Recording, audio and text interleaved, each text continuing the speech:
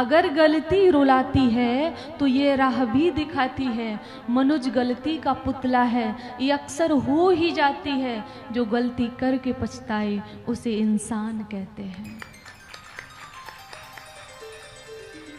हम कलयुगी जीव हैं, हमसे गलती होगी, लेकिन गलती होए और हमको मालूम हो जाए, फिर हम जीवन में कभी उस गलती को न करें तो भगवान भी क्षमा कर देते हैं। और हमें ये पता है कि समाज भी स्वीकार कर लेता है और हम अपनी अंतर आत्मा में भी प्रसन्न हो जाते हैं कि अब हमसे कोई अपराध नहीं बन रहा है। ये अज्ञान के कारण होता है और वो शायद हो ही जाता है, वो कोई किसी का प्लान नहीं होता है। तो मेरा मतलब है कि इस कथा से शिक्षा मिलती है कि अगर किसी के जीवन में कभी कोई गलती हुई है तो अभी समय है पश्चाताप करने का। पश्चाताप कर लीजिए, भगवान के चरणों में एक बार रो लीजिए, एक बार कह दीजिए कि प्रभु ये हमसे भूल हो गई, ये हमसे गलती हो गई, और दोबारा उस गलती को मत करिए।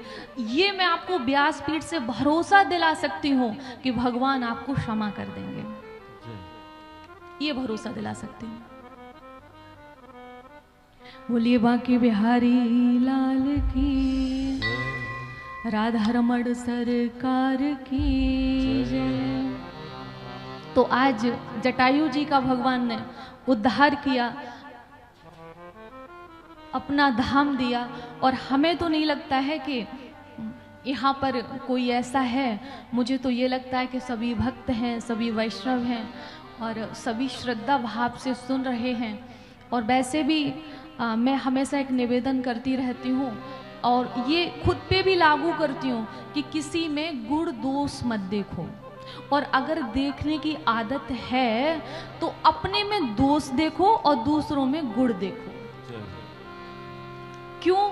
दूसरों में अगर दोष देखोगे तो आपका मन मैला होगा, आपका मन विषैला होगा, और विषैले मन से भगवान का भजन नहीं होगा। और ध्यान रखिएगा कि आपका कोई भी विकार आपका स्वभाव न बन जाए। अगर बुराई की आदत हो जाती है ना तो छूटती नहीं है, झूठ बोलने की आदत हो जाती है तो छूटती नहीं है। अगर हम कुछ नशीला पदार्थ लेते हैं उसकी आदत हो जाती है, लेकिन मुझे हम नहीं कहना चाहिए, ये कहना चाहिए जो लेते कि मैं थोड़ी करती हूँ, हम में तो मैं भी आगे।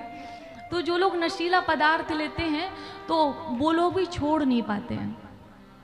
तो ध्यान रखिएगा, ये विकार हैं, ये विकार आपका स्वभाव न बन जाए।